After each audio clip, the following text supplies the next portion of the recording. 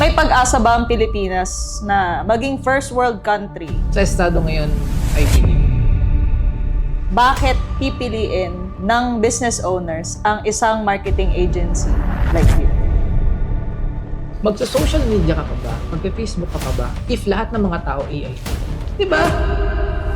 Do you think na kayang palitan ng AI yung ginagawa mo bilang ad strategist and can deliver the same result? Ano? Diba? Lahat kami, diba? Nag-strategize ng ads, tapos ikaw, organic content lang. What are the usual lies? So, are you asking about the biggest lie ng mga sinasabi ng mga marketers? Yeah. For me, the biggest lie is that So, mawawalan na lahat ng trabaho yung mga ad strategists. Kailangan din talaga ng mga local businesses mag-transition into digital marketing. Kasi lahat nasa bahay, lahat nasa phone, lahat nasa laptop. Kaya nga marami na scam. Without marketing, your business is gonna die.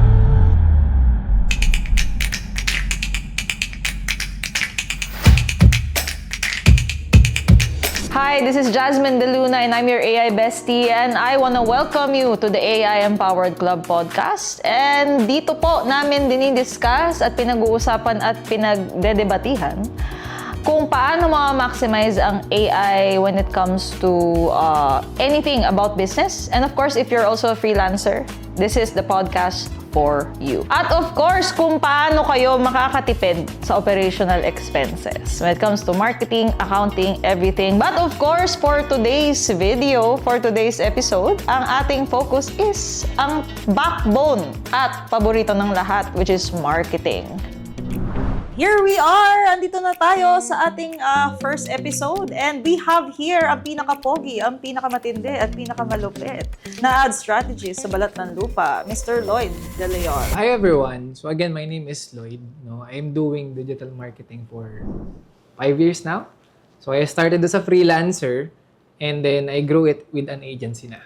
So, syempre, pag dumadami talaga yung clients mo, you're handling more people, and marami rin kaming service na in-offer related to digital marketing. So, bakit ko ba siya ginagawa? No? Kasi I started as a Facebook ads. Being honest, hindi naman talaga ako into marketing. No? I didn't graduate, wala akong marketing degree. Actually, graduate ako ng culinary arts. No? Not related to marketing. But So, magaling ka magluto. Gusto mo ba? Hindi mo pa nga pagluto eh. So, going back, no? So, my parents is a business owner. So, talaga isa yun sa mga naipamana sa akin ng magulang ko as a business owner. And moving forward, during pandemic, syempre, you're discovering a lot of things, anong pwedeng pagkakitaan. I started as a freelancer. So, ang pinaka naging number one skill na in demand during that time is Facebook ads. I see. So, and then eventually, I just saw an opportunity in the local market na, kailangan din talaga ng mga local businesses mag-transition into digital marketing. Kasi lahat nasa bahay, lahat nasa phone, lahat nasa laptop. As a marketer, hindi lang kasi dapat benta-benta eh. Ako naniniwala ako na people should give value by sharing their own stories. Kasi aminin na natin sa Pilipinas, ang daming scammer. Tama ba? So, nag-market ng mga produkto na talagang over-promising, tapos false claims pa, tapos ang dami naloloko ng mga tao. So, sabi ko, ayoko na ng ganun. When I market my own business or client's business, I wanted to give value, share their stories, at kumita sila. So, ito lang sa akin, no? If you would ask me what is marketing for me, marketing is the art of giving happiness to people. Ay, happiness. Diba? Bakit happiness? Bakit happiness? Happiness kasi, the fact na nag-i-exist yung product or service mo, there's already a need doon sa binibenta mo. So, ibig sabihin, people just need to know na kailangan nila yon. Kailangan nila happiness because like for example, if you are marketing certain things na gustong-gusto mo, kunyari, makeup, 'di ba? Kaligayahan yan ng mga babae. But you just need to show to people why they need it. Paano nila kailanganin yung produkto mo? It's an art of showing happiness to them. Gusto mo ng makeup? Eto, bigay ko sa'yo yung makeup. Yan ang happiness mo, makeup. But when it comes to marketing, di ba? You also target the deepest desires, not just happiness. Yes. You also target what makes them sad, what makes them mad. Yes. Am I right? How do you do that with ads? If you don't mind me asking. Yeah, in doing ads, kasi ads is just the instrument or maybe the platform, Meta or ads or any ads platform like TikTok, Google. It's just a platform eh. But targeting human desires is different. And it always related sa pagko-content mo. So, di ba, ngayon lahat gumagawa ng content.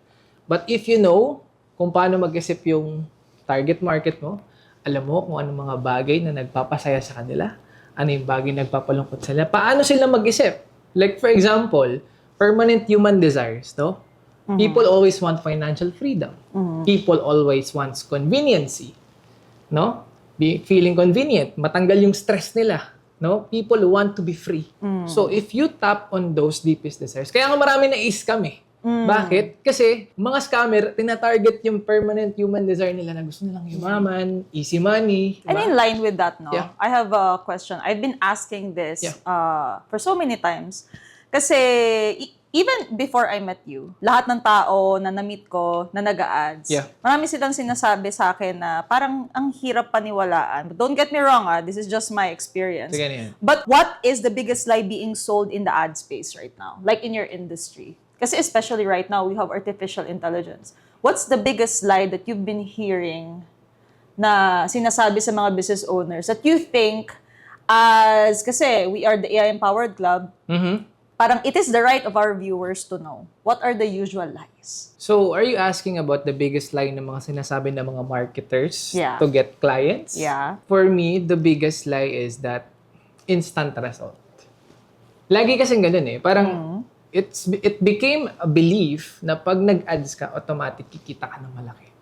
I always say to my clients na ads Kasi marami raw nasunog, di ba? marami talaga nasusunog. Lalo na kapag wala kang foundation. Including me. Hindi Dati. maayos ang produkto mo at hindi rin maayos yung brand positioning mo. So, other people mag-start ng brand, ads natin, instant. But they don't focus on their product, their actual branding. Kaya The ako, messaging, no? yes, the messaging itself. At saka ako, when I handle clients, mas mataas talaga yung chance na mga clients na nag-exist na yung business nila even without the ads itself. Kasi there's already a market. Their product is already proven. So, the thing about ads, if your product is new or service is new in the market, it takes time for you to connect with people. Kasi bago pa eh, di ba? Ikaw, di ba? Bentahan kita ng kape sa labas ng brand na hindi mo alam. First time mo makita, bibili ka ba agad? Di ba? It takes few touch points, not few, more touch points for you to believe on that product. Bakit ka lilipat sa product na to? Eh kung meron kang ginagamit na ibang product na nag-work naman sa'yo. So, kaya maraming nasusunog na ads budget or mga business owners because there are also a lot of marketers out there na nag-overpromise na hindi, within 1 to 2 months, 3 months, milyonaryo ka na. But that's not how marketing works, no? It takes process, no? Right content. At if hindi mo alam yung fundamentals of doing it, you're just doing boosting, wala mangyayari sa'yo. You're just wasting a lot of money. But do you think right now in the era of AI, I'm just moving along as we move forward, do you think the Philippines, as a third world country, as we all know, I've been always blabbering and rallying this, na Filipinos have first world talent stuck in a third world country. Do you agree with me? Yeah, agree. And if ever kasi, I believe that the Philippines have first world tools, but with a third world mindset and strategy. Kasi I believe that we have the same AI tools the United States of America have. We have the same tools as Europe. We have the same tools as Japan, as Amsterdam, Sweden, everything. Pero bakit parang walang umuunlad? And as they say nga, marami nagsasabi na lahat naman ng opportunities, we have all of the opportunities. Even the first world have those opportunities and we have the same opportunities. How come we are not maximizing it the best way we can as Filipinos? What do you think is the reason? Mindset. Mindset, why? Mindset. Poor mindset of Filipinos na tayo ay trabahador lang. Na tayo ay alipin lang. May pag-asa ba ang Pilipinas na maging first world country sa estadong ito? Sa estado ngayon, I believe hindi pa din. Hindi pa rin. Hanggat hindi nag-work yung government natin to fix a lot So, of kasalanan the nila? system. Partly, yes. I cannot say na wala silang kasalanan. But as an individual, but as a business owner like me, like you, like everyone else, we already have control in our life. Eh. Kasi isa rin sa mga vision ko, no? no, na i-empower yung mga business owners in order for us para makapag-grow ng magkaroon ng economic benefit Pero sa bansa paano kung natin. ayaw maging negosyante ng Pilipino? Okay na silang maging trabahador, okay na lang silang maging ganyan. So, Paano kung ayaw nila? wala tayong magagawa.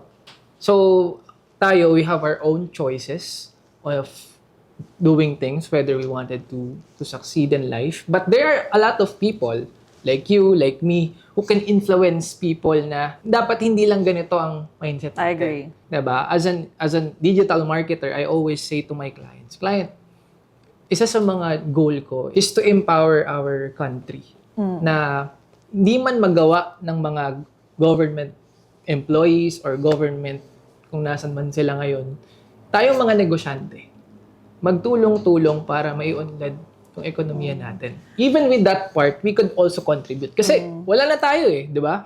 Wala na tayong magagawa kung ganyan talaga yung gobyerno We focus on the things that we can control. Kasi matagal pa yun Matagal pa Yeah. yung learning curve na gagawa tayo ng produkto. Kasi may 4 na skills yan Yeah. May 4 na skills for AI-empowered freedom for us to attain mental, financial, and time freedom. Number 1, it's product development. Yeah. Product development, you have to know how to make a product. Yeah. Kahit saan, especially right now in the era of AI. Number 2 is marketing, then sales. And then 4th is actually just being digital. Ang question ko here is, do you think paid advertising can help the Philippines become first world? It could be an instrument.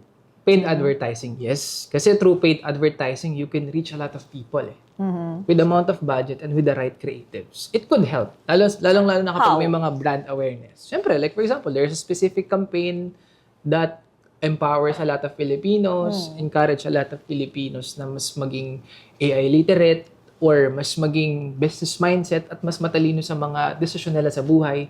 There's a lot of things na pwede natin magamit yung paid advertising para mas mapabilis yung messaging natin sa mga tao. And we could also partnered with a lot of collaborators, influencers, para mas mapabilis yun. And also, meron akong mga nakikita sa online na mapapalitan na raw ang mga ad strategies. I tried it with Manus, gumawa siya ng ads, gumawa siya ng copy. Everything an ad agency can do, AI can also do. Yeah. Now, my question is, what do you think about that? Do you think na kayang palitan ng AI yung ginagawa mo bilang ad strategies and can deliver the same results just like what you are delivering to your clients right now? As of the moment, hindi pa entirely. Why?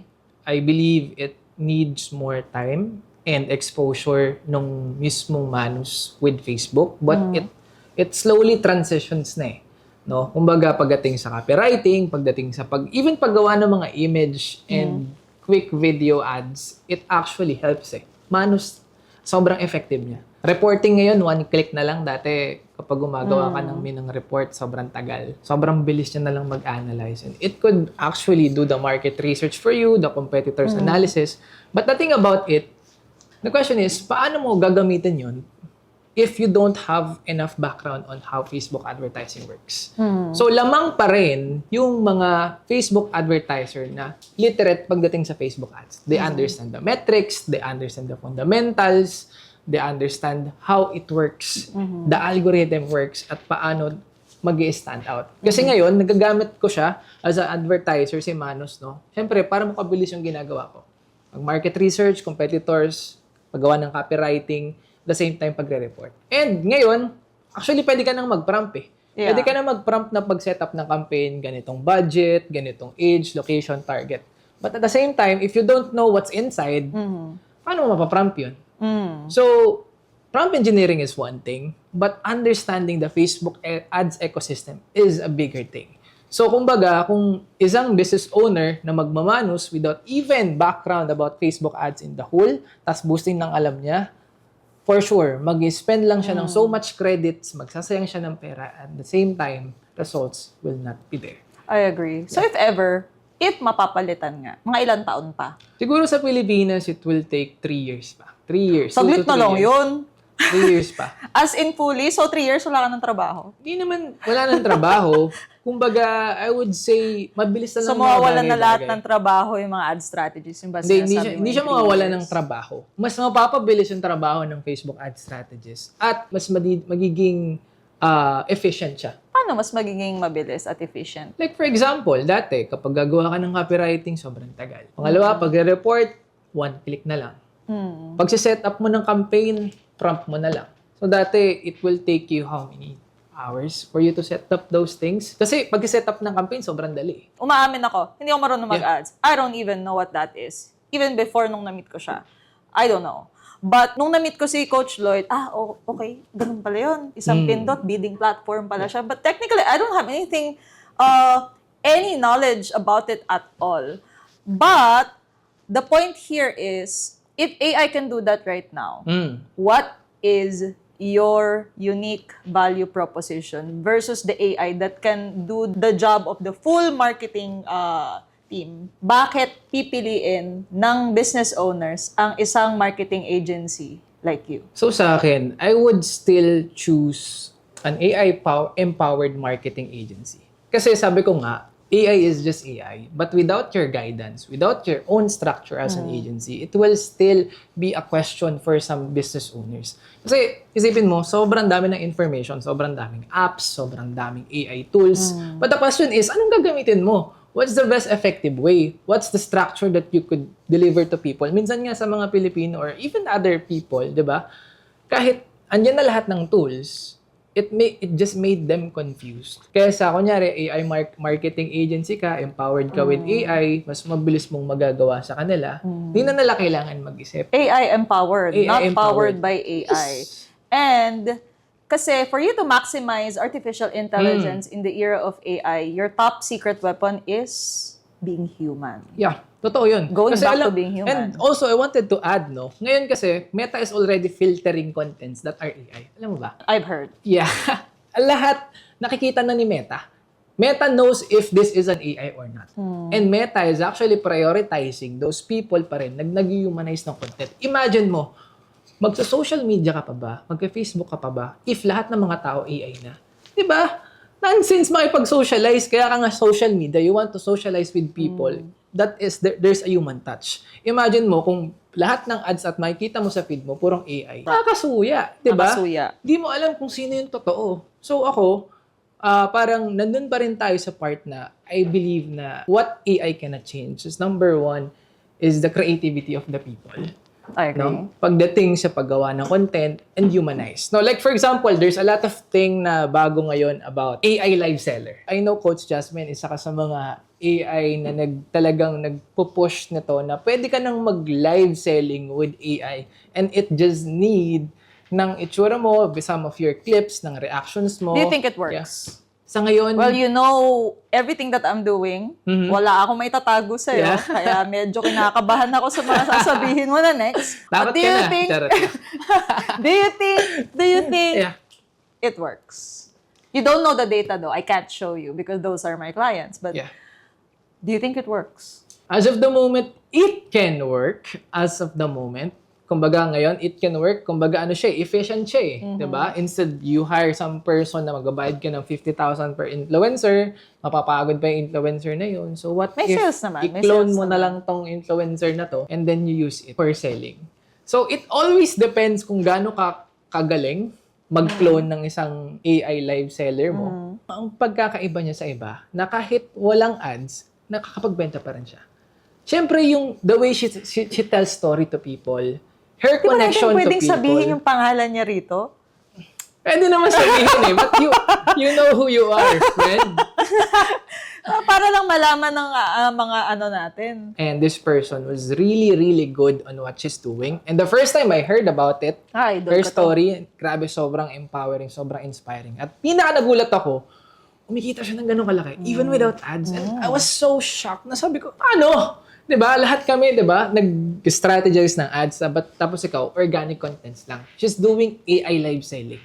So, in just minutes, she earned 30 million. Hours pala, That's hours, true. 30 1 hour, million. 11 million, 12 Grabe, no? million. So, the thing about her, ang hindi kayang palitan is yung level of trust, authenticity, and genuinity niya. The way she connects to people. Siyempre po, nag-AI live selling ka, di ba? Sinasagot mo yung mga questions ng mga tao. And people will know if your voice is actually real or talagang paulit-ulit ka na lang. Siyempre, kapag gagawa ka ng AI live seller, di ba? Paulit-ulit yung mga ginagawa niya, paulit-ulit. And people are very, very anxious about it. Kung totoo ka ba o hindi. Kasi sa Pilipinas, sabi ko nga, ang daming scammer. And for sure, there are scammers that will use AI live seller to sell things na hindi naman totoo or something na That's the hindi scary talaga, part. hindi naman talaga kabenta-benta. That's the scary part. Di ba? Pero sa akin yun lang ang opinion ko. Kumbaga, as of the moment here in the Philippines, doing AI live selling can be a great way to be efficient for some businesses. Pero if i-compare mo siya sa isang business owner na talagang totoo, talagang may storytelling, talagang may fans and fan base at sinasagot niya talaga ng totoo yung mga mismong audience niya. Kahit 10, 20 AI live seller versus one person na totoo na sinusundan ng mga tao, ito pa rin mag-work. Kasi what you can not expect from an AI is the authentic emotion. Kasi AI can do that as well. AI can be authentic as well as long as the prompt engineering is doing doing great with the system prompt and the teaching ng AI live seller. Kasi ititrain mo yan, bestie. Ititrain mo yan with many motion, yung motion control niya, yung words niya, yung marami. So if your prompt engineer or the one who is doing the AI live seller is, medyo hindi marunong sa part na yon, everything's gonna go to shit. But with you, bilang marketer, Coach Lloyd, about AI, I know na you know a lot about AI as well. Yeah. Siyempre, nakikita mo rin sa akin on what we do at Luna AI Systems. Ano ang meron sa AI na parang napapaano ka? Eek. Parang napapa-cringe ka. Of course, you're a professional digital marketer. Yeah. And, oh my God, why are people doing this? Parang disgrace siya sa marketing industry. Ano yun? Siguro sa akin, minsan kasi, may part kasi sa isang digital marketer na somehow it hits your ego eh. Like Diba? what? It hits your ego na this can be done so fast.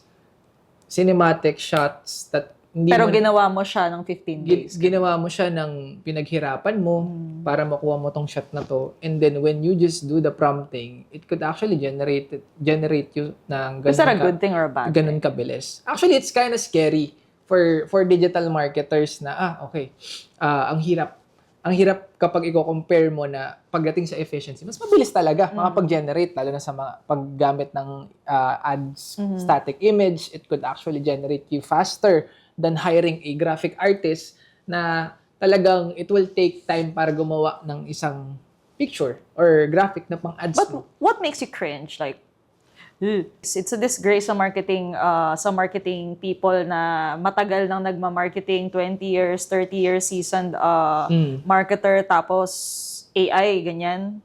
Ano yung workflow about AI in the marketing scene na nakikita mong widely used but you think na parang hindi mapapalitan ng AI itong part na to ng marketing? As of the moment, nandito pa lang tayo sa part na we are actually transitioning to AI digital marketing. So, ngayon sa creatives, how effective sa agency ko is, syempre, we're doing hooks, we're doing B-rolls. Pero kapag ako kasi, nag-iik ako bilang isang digital marketer, kapag whole content is about AI. No? Kumbaga, wala ng human touch. So, kumbaga, if you would watch this thing, okay, parang iisipin mo, ano kaya ang nilagay nilang effort dito sa paggawa na tong video na to? Is it something na pinramp mo lang that can be generated in just an instant with computer? Or is it generated through art by people who really loves his craft? At gusto niya yung ginagawa. As a digital marketer, I use AI to make things efficient sa agency using some B-rolls, some hooks, but the whole storyline itself, iba pa rin yung meron kaming human touch with still do the video production. So, ngayon, mas mapapabilis yung trabaho namin. Yun yung for me, na nagiging effective pagdating sa I see. advertising. I am also curious, what do you think yung part ng pag-a-ads ang hindi ma-replace ng AI? At all. Like, kahit magkaroon na tayo ng robots. Siguro kumbaga kasi sa ads kasi you need creatives eh. So, again, structure-wise, creatives, importante pa rin talaga na meron kang human touch. Pero the rest, pag-set up ng campaign, paggagawa ng copywriting, halos lahat pwede mo na talagang gawin. Empowered by AI. Pero kung AI lang gagawa mag-isa, mahirap.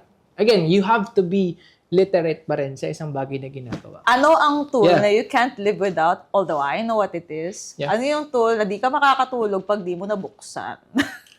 At the moment, Yung tipong pagpapalit mo ako sa tool na yan. nagpapalit ba kita? Sa akin, as of the moment, I'm using two AI app, which is si Claude tsaka si Manus. So, ngayon, si Claude, I use it for doing content research, market research, and then doing the script for me. Kasi grabe siya mag-isip eh.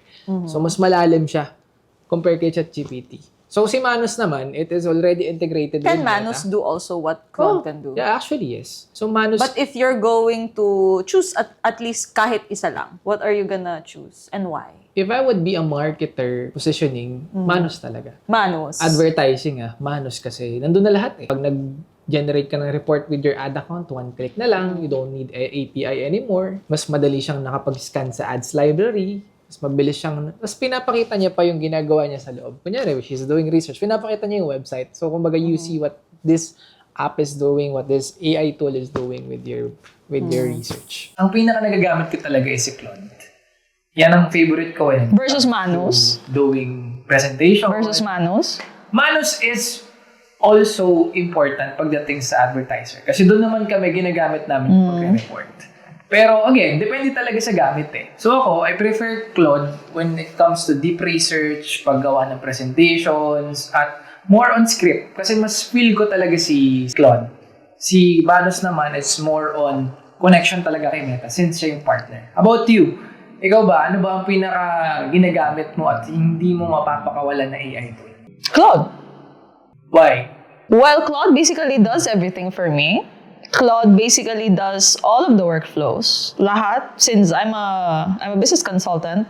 I'm a business consultant, I'm an AI systems architect. So with all of the prototypes, I use Claude Code for everything. We vibe code stuff for prototypes before we even deploy such things. And yeah, Claude talaga eh. Kasi Claude is basically one of the most hidden gems dati when ChatGPT was the star. Right? You didn't even know that.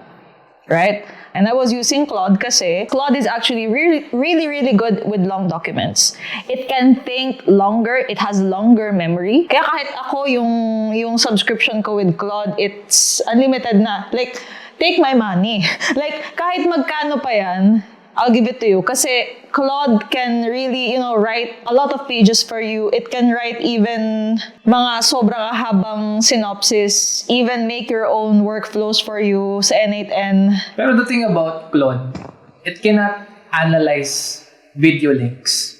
It can't. Actually, hindi. So, kumbaga, I've tried it more than once, twice, or thrice, but yun yung nagawa ko with Manus. So, for me, when it comes to deep research presentations, I would love to use Claude. Pero pagdating naman sa analyzation ng videos, even Facebook links, Instagram link, and TikTok links, it actually analyze yung videos. While Claude, ilang beses ko sa tinry, ayaw niya talaga.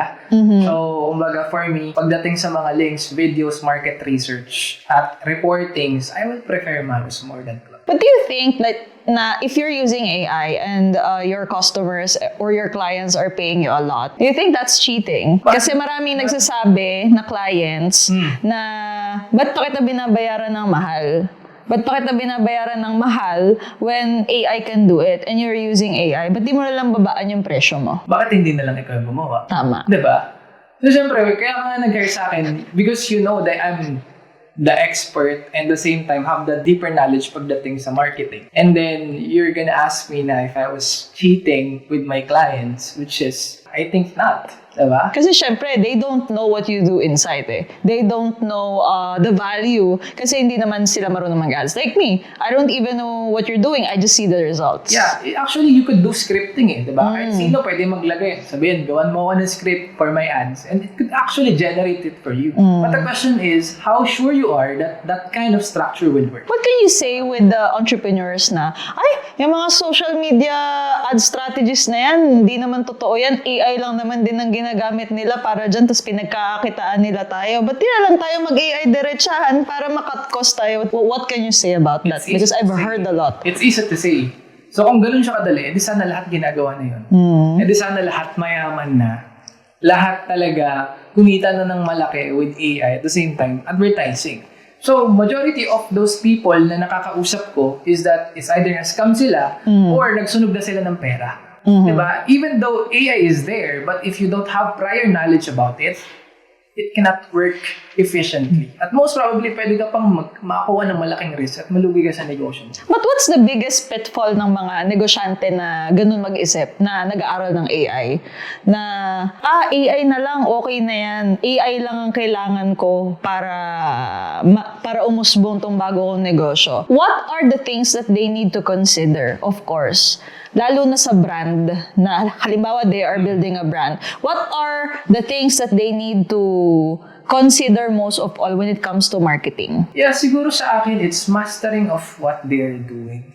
Mastery of their product, mastery of their skills. Kasi anyone could learn with ChatGPT, kay Claude. Even AI can be done. You can watch YouTube videos that could help you use AI. Ito, Coach Jasmine, may natanong ako Kasi I always hear from you na you are a prompt engineer. Kasi isa sa mga nakikita ko na parang, di ba yung prompt engineering is pagiging literate sa paggamit ng AI? So parang, hindi ba siya pasosyal lang na sinabi mo na AI engineer ka, pero totoo, marunong ka lang talaga mag-prompt. Isn't that dapat is maging normalized na sa mga business owner? Well, kasi for me, prompting is like ordering a Starbucks coffee. Ang Starbucks coffee ko back then, kapag nag-order ko, iced caramel macchiato with soy milk upside down, with 2 pumps of hazelnut. I know how to prompt it. I know how to order it. Pag nagpapa-order ako sa nanay ko, ayaw niya ako i-order. Why do you think na ayaw niya? Baka mali, baka hindi sakto yung sinabi niya. Di sakto. Kasi hindi siya marunong mag-order that way. Pero tingin mo, ganun ba kahirap mag-utos? Mahirap mag-utos. It's what I call the power skill of the era of AI. Because if you don't know how to prompt, ladies and gentlemen, wala kang magagamit na AI tool. Kahit magkano pa ang binabayad mo dyan, if you don't know how to actually control it, just consider it na lang as a waste of money. Because prompt engineering is just a fancy term sa pag-uutos. But technically, Coach Lloyd, why do people have to learn how to type in English and articulate how they prompt when, madali yun, but not everybody can do it kasi Ang pinakamahirap sa tao ngayon is knowing what they want and actually expressing it And actually, in a language. prompting can also be prompted. Ano naging mahirap yun? Kasi yung prompt mo nga, pwede mo na rin i-prompt eh. 'Di ba? Create me a prompt for this. Perfect prompt to create this. So for me, parang how does a person becomes an engineer kung ganun na lang ka siya kadali? Kung yung ipa-prompt mo can also be prompt through AI with Claude, ChatGPT, or Manus. So for example, I'm going to give you a scene. Okay? Scene, kunwari, Mission Impossible, mahuhulog siya sa building, may sasabog sa baba, tapos may sasakay siya sa isang Ferrari. Do you know how to prompt it? Exactly. Kasi may mga prompt engineers na magaling sa words, may mga prompt engineers na magaling sa AI videos and photos. Kasi prompting with ChatGPT and Claude are too different with prompting sa Higgsfield or sa FreePic. Kumbaga, just doing prompting or syempre, kailangan daw maging magaling ka mag-prompt. Pero even the goal of doing the prompt can also be prompt eh. Yun lang naman yung iniisip ko. So, sobrang daling mag-prompt. Pwede mo nang i-generate siya through AI. So, bakit siya nagiging big deal? It's what we call AI orchestration. Bilang isang maestro, do you think anybody can be a maestro? Yeah, I mean, if you learn through it, pero again, ang point ko lang Exactly. Meaning, ang prompt engineering you have to learn as well. Being a maestro ng isang orchestra ng 85 pieces, 55 pieces, you have to learn it for years. Meaning, for you to, para yung magkumpas ka ng ganon, it Pero takes also... learning about AI prompting, not years. You can learn it with just days. Kasi lahat na siya, natutunan mo na with YouTube eh. Kina-copy-paste mo na nga lang yung ipa-prompt mo eh.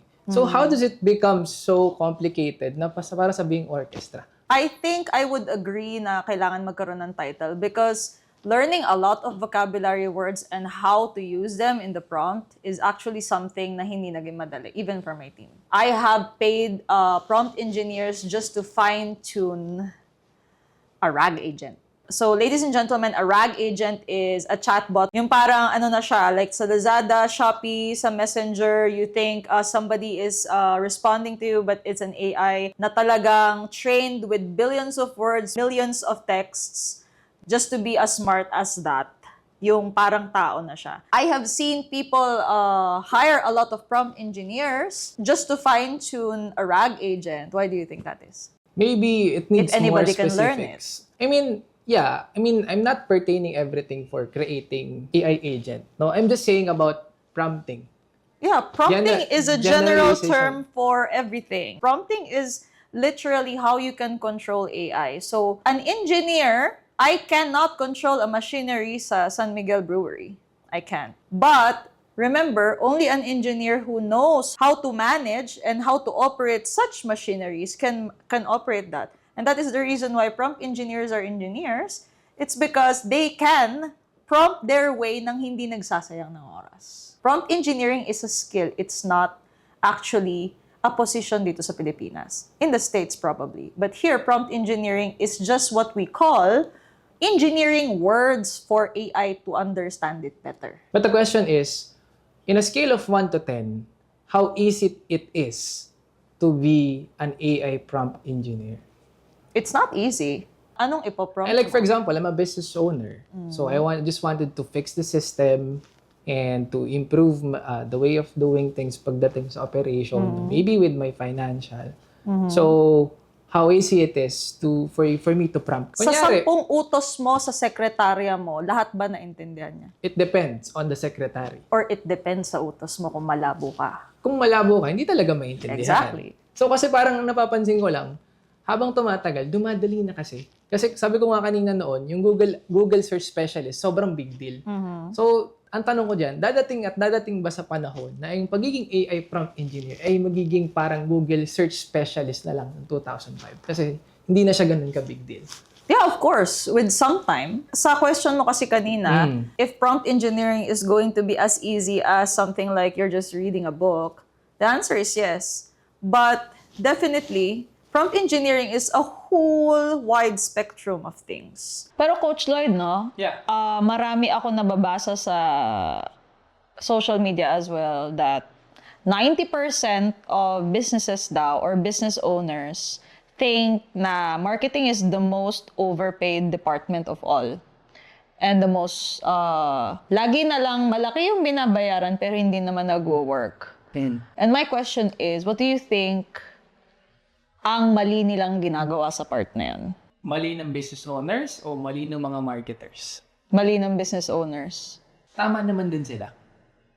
Tama sila in such a way that because there are also marketers that are overpromised.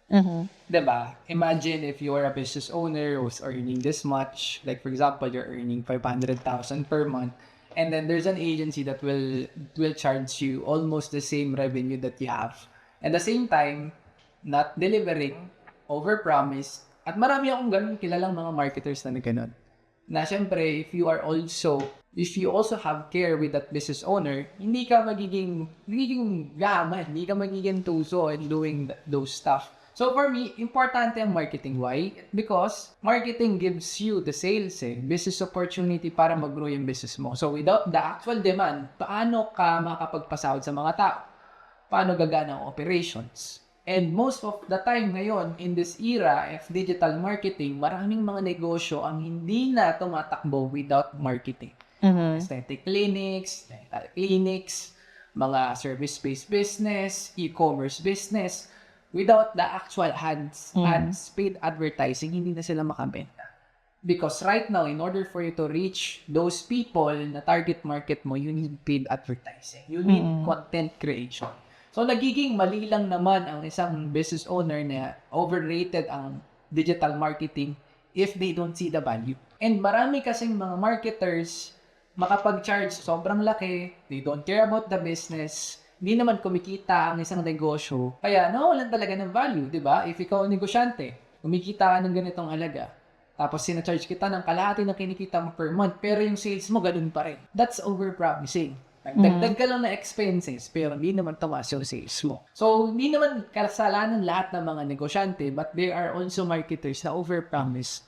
At talagang, yung iba, nang-ghost, nang-noloko. So, Coach Lloyd, ano ang mga tips mo or mga advices mo in this era of AI for business owners and freelancers for them to maximize artificial intelligence, especially with marketing? Because without marketing, your business is gonna die, definitely. Because I'm a digital marketing by profession even before I became an AI strategist. Ano yung mga gusto mong sabihin sa mga business owners about AI-empowered paid ads? Yan po kasi ang discuss ni Coach Lloyd sa AI Empowered Club, making sure we are balancing off the human connection with paid advertisement. Ano ang masasabi mo sa kanila? So, sa akin lang, on my point of view, kasi I have my own digital marketing agency, right? And there are a lot of things sa agency na manual pa rin. No, na kumbaga hindi na kailangan ng sobrang manpower. Kumbaga, like for example, in script writers, no? Kumbaga, before, meron akong mga hinahire na script writers that will write my script in order for me to create the best ads for a business. Pero ngayon, habang tumatagal, AI is getting smarter at mas nagiging efficient na siya. Kasi yung mga writer ko, nagcha-chat GPT, nagko-cloud na rin. So, kumbaga, para mag-hire pa ako ng script writer or it could be done by the actual AI at with my own structure sa pag-ads, yung pinapasahod ko sa kanila na tumataas yung expenses ko, bakit hindi ko na lang ilagay dun sa mismong AI tool na yun? So, kumbaga, marami sa mga processes ko na ini-AI-empowered ko na. Like, for example, financial. Pangalawa, some of the script writing operations. Ang hindi lang talaga nababago or hindi ko ina-adjust is my whole production team. So, kahit naman meron tayong mga AI-generated videos, may mga AI-generated static images tayo, iba pa rin yung nakapag-generate ka ng content with my own video production team so that I could be more flexible. So, kumbaga, mas napapabilis na yung operations ko at yung idea na lahat ng mga tao ko may kanya-kanyang AI agents or may kanya-kanya silang mga AI tool that would make things faster, yun na ang future for me. So, for business owners na marami pa rin kayong ginagawa or marketers na ginagawa nyo pa rin manually, try nyo siyang i-automate. Kasi darating ang punto, meron talagang human error dyan eh. No? Darating yung punto, ang isang tao ay mapapagod, mababurnout, at mag-hire ka na naman ng panibago. So, if there are times or there are positions in your business or your agency na kaya mong i-automate mo siya. So, yun lang para sa akin, Coach Jazz. So, last na, no, Coach Lloyd, finish this sentence. The entrepreneurs who win in 2026 are the ones who blank. Yung mga businesses na meron ng mga AI agents. That's for me. Okay, so that is a wrap for our pilot episode for the AI Empowered Club. Thank you so much for your time. And again, this is Jasmine De Luna, your AI bestie. You can follow me on TikTok at Jasmine AI, and you can also follow me on Instagram at Jasmine De Luna _ and on Facebook, Jasmine De Luna, your AI bestie. And Coach Lloyd, please share with them kung saan kanila lalong makikilala. Ayun. So guys, thank you so much. Maraming salamat sa pakikinig. So again, my name is Lloyd. So you can find or check my agency, check our works at Beyond Break Even Digital. So mayroon kaming Facebook and Instagram. So thank you so much. And if you have questions or need advice or maybe consultation, I could give it per pay for you. Basta member ka ng AI Empower Club.